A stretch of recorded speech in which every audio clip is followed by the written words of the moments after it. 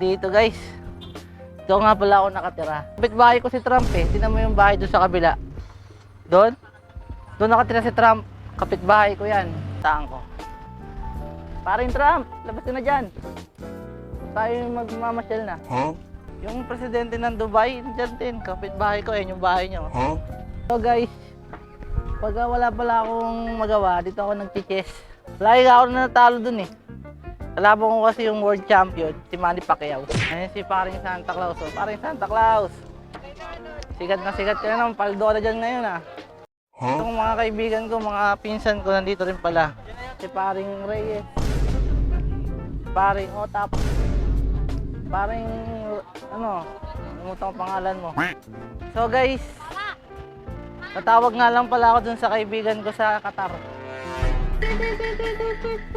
Hello pre! Kamusta naman yung buhay-buhay dyan? Wala na akong budget. Aray ko. Limang bansa na yung naikot ko eh. Kailangan mong papadala ng pera. Bakit mamaya pa? Ngayon na, pa-Gcash mo na lang.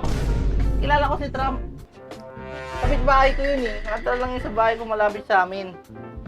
Padala mo ah. Oh. Si Santa Claus, ay naman, madami yung paldo ngayon. Madami nagpapapicture ngayon doon eh. Sige na. Aray ko. Bye-bye.